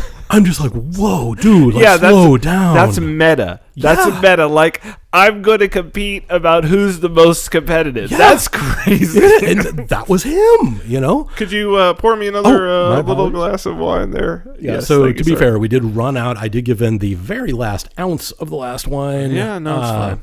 And now we're back onto the carnivore. Oh, yeah, we're back on the carnivore, and we have, at least, I don't know, 2/3 of a bottle here? Yeah, well, we've only got 20 minutes of show. Plenty of time. Yeah, fair enough. No, but honestly, like, there is a lot to give Nick crap about, but I will say that with his clients, I think the real Nick came out most of the time. Yeah. The real Nick came out, and he's just a squishy little dude. Yeah. Oh, no, absolutely. Yeah. I think that's, but at the same time, I think that's why because he does get hired a lot, but I know that he takes good pictures though. He takes great pictures, but I know that he also gets burned out. He would get burned out very fast with clients, and I think one of the reasons, and I learned this very early on, is that the more you try to put up walls, the more that you try to wear the mask, the more you're going to get burned out. Right, because it's not genuine. Because you're not connecting. And, one of the things about it was that for the most part, my clients were some really, really amazing women. Right. And why would you not take the opportunity to, interact with these amazing people? Yeah. You have the chance. It's there. You're there for these however many hours. You may as well. The best of the best have that philosophy. They're like, I'm here to get to know this person. And regardless, right? Like, there was an over-muscular douchebag that showed up in like season 5 or season 6, who like was assigned to Nick to shadow him for a day. Yeah. He was only on one episode. What is this fucking guy's name? It doesn't matter. It literally doesn't matter because it was terrible. Jax. Okay. Jax. What's funny is he actually was not meant to be on just one episode. Well, he was... He was around the whole time that we were filming. Really? Yes, No but way. he was so boring. Well, not only that, but he had completely the wrong attitude. Because the very first conversation, the very first time he was on screen, him and Nick Hawk were sitting on the back of Nick's ridiculous pickup truck. Like, this is the stereotypical overcompensation pickup truck. Okay, so Nick's got this pickup truck. He's sitting on the tailgate. This Jax guy comes up. He gets out. He's all big and buff. I'm a bodybuilder. And he comes over and he sits down. And one of his very first questions to Nick is, oh, man, what do you do when you open up the door? And it's like, he's like all about appearances. That question is... that question should disqualify you from in the beginning. It is interesting because... The weird thing is people ask that. The first thing that I say is, well, okay, first off, it's a luxury service. It's quite expensive what we do. So go and stand in an Hermes store. Go and stand in Versace. Go and stand in Gucci, right? Women will walk in. They may be of all different ages, right? All different backgrounds. Take a look at them, right? They're well put together. Like, no woman is going to pay for me before she pays for her personal trainer, her hair, her nails, all of this, right? And women are looking to impress as well. It was, sure, sometimes you'd have women who are a little older. Sometimes you'd have women who are, little out of shape. Sometimes that could happen. But what's interesting and what you would find is that if you went into the interaction really trying to connect with an individual, like, sexiness is something that comes from inside, right? Not from outside, right? And people at their best are pretty damn attractive. At their best. So the goal should always be like, how do I excavate out the best individual that is inside this person? Like, how do I pull out that sort of spark of the divine, their best self? Which, more than anything, like, forget about whatever you're going to do physically. The fact that you've been able to extract that spark out and, like, bring it to the surface, that's what they're going to love more than anything else. That's what they're going to be leaving on a high, that it's like, whoa, I'm this person. I didn't know I was this person. Right. And that's the thing, is that you're going into these encounters looking to get to know somebody and pull out the attractive core that is within them, the confidence, the self-assuredness, the ability to connect with another person. Versus when a guy, goes to, a escort, or not even an escort, but let's talk about a hooker, right? Okay. So let's talk about the lower form of this. Guys go to a hooker and, they're looking for specific sex acts, sure, or specific women with specific body parts, whatever. Right. It is, but that's a very, what would you call that? That is a very low resolution way of approaching your own sexuality. Absolutely. Right. Absolutely. That's like it's kind of a childish, well, I think we all have things that we are perhaps physically attracted to, but and this is what's interesting on the female side.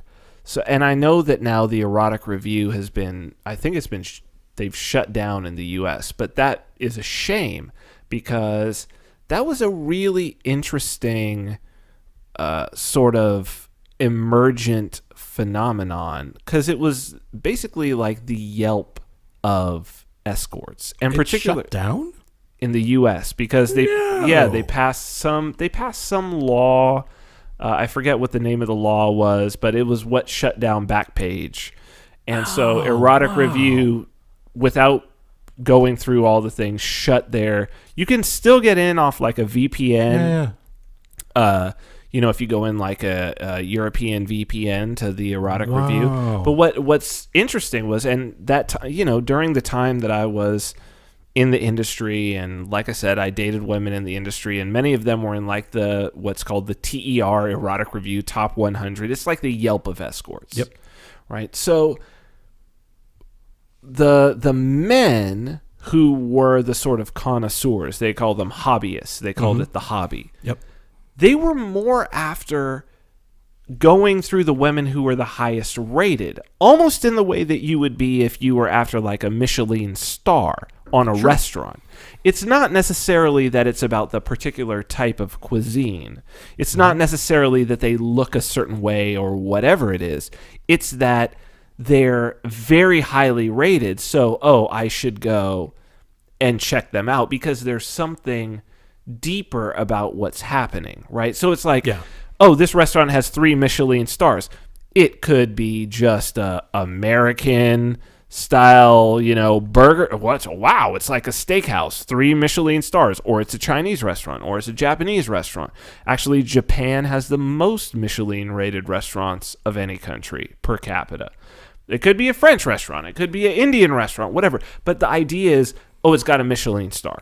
Right.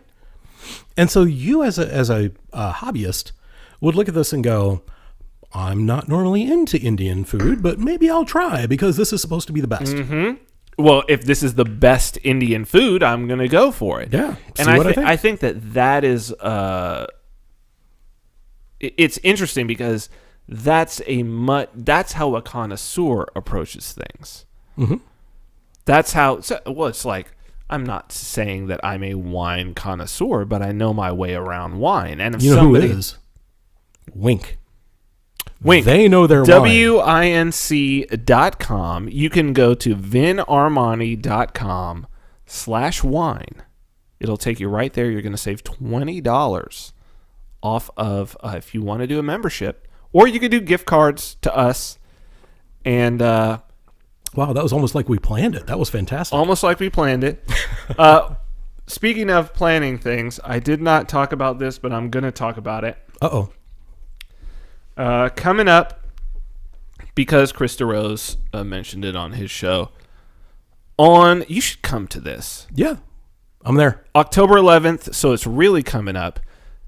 Bitcoin Heretics, the ideal Bitcoiner, the role of the individual in crypto. We are doing a VIP cocktail event during the Free State Blockchain and Digital Assets Conference. But this is right at the end, cocktail event, and then we're doing a trialogue.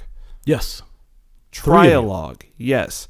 So we're kind of trying to channel, it was Terrence McKenna, Rupert Sheldrake, Ralph Abramson. The 3 of them, they did these trialogues. So we're doing that. Bitcoin Heretics, it's myself, Krista Rose, Daniel Krawitz. We're talking about the ideal Bitcoiner, which kind of goes to the hero's journey, the hero's myth. Sure. And the ideal. So we're going to talk about it. It should be super interesting. It's at the Blockchain Institute of Technology in Portsmouth, October 11th. Tickets at bitcoinheretics.com. You're going to need a ticket unless you're a speaker at the Free State Digital Assets Conference.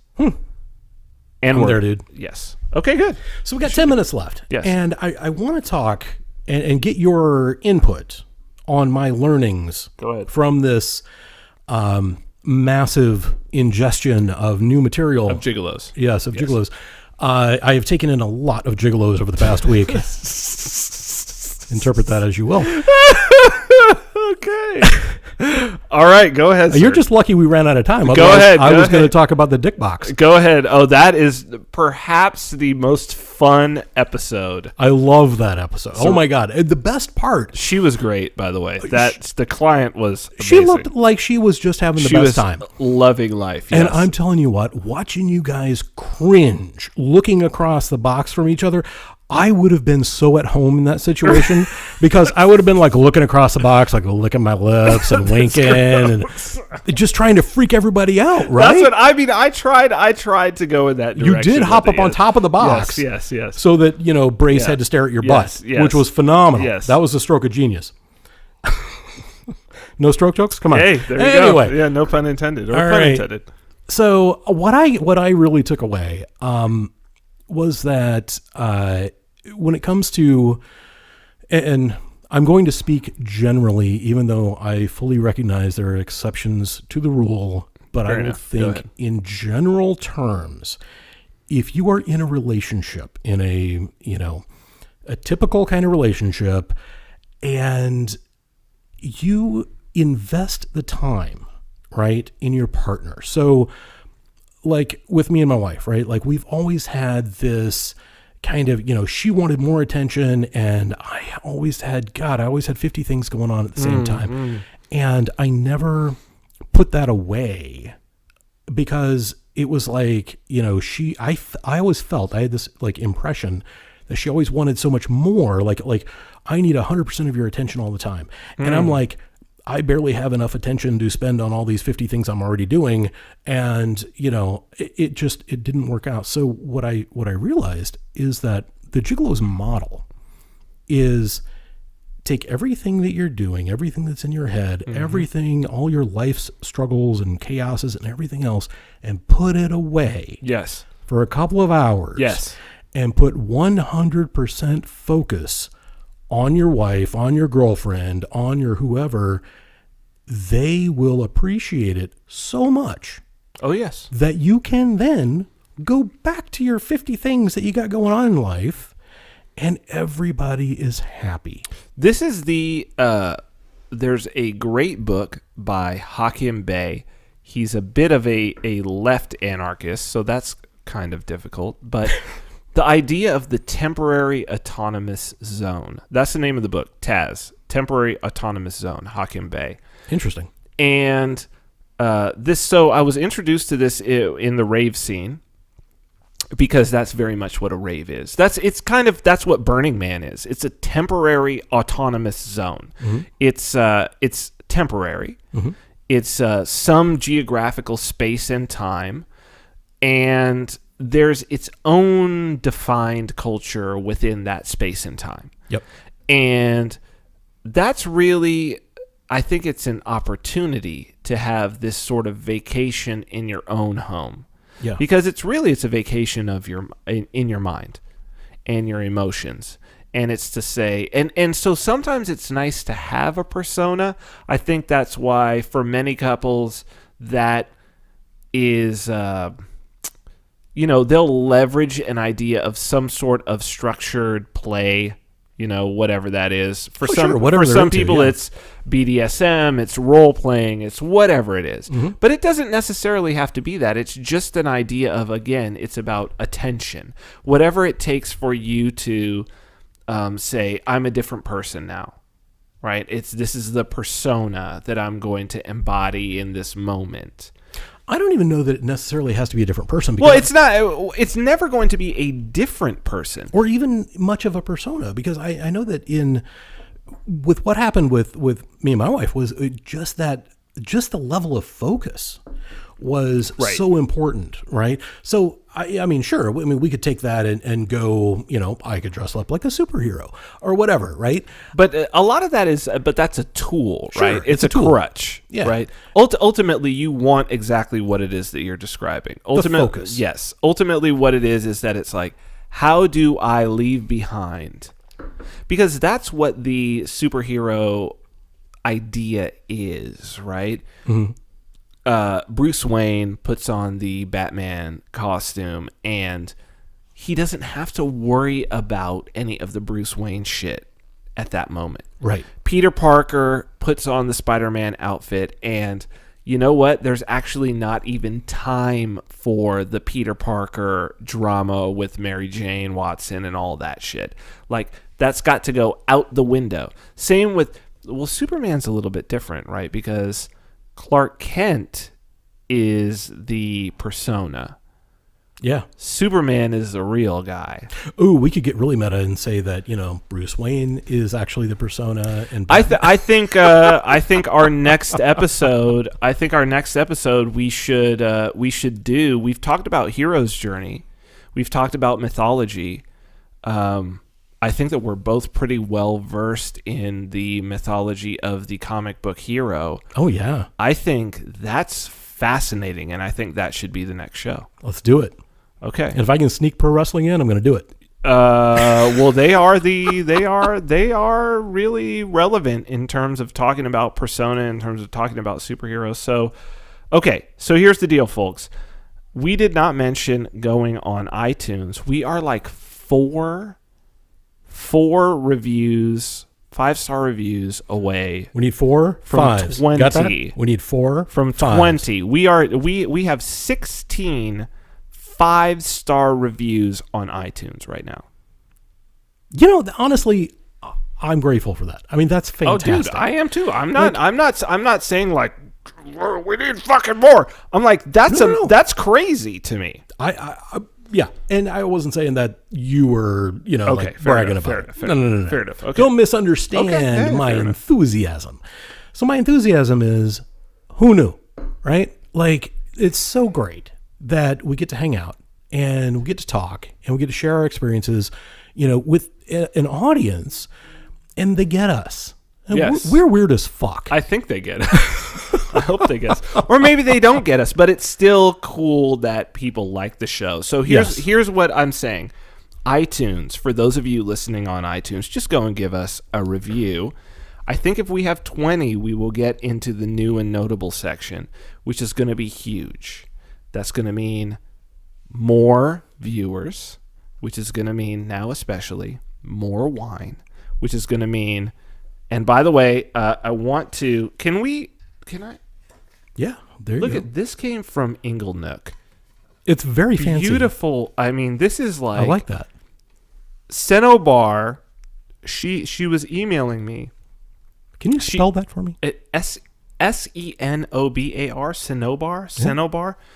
There's it's no. Very pretty. I don't know if you're saying it right, but it's very pretty. it's a beautiful name, and she really went all out on this because she got the Inglenook cab, which is on point, which is crazy because I've actually talked about touring this particular vineyard before, and she said she has another one coming as well. If you would like to be a wine sponsor, we are now partners with Wink.com, so you can go to vinarmani.com/wine. It's going to jump you over to Wink.com. You can fill out the whole, you can take the palate test. They're going to tell you what wine is good for you. If you want to sign up for the Wine Club, which is 4 wines a month, you're going to get $20 off if you go through that link, which is also on the YouTube page, vinarmani.com/wine. If you want to be a wine sponsor, you can do a gift card. Send it to show@vinarmani.com, and we will choose the wines, and we'll do the whole thing.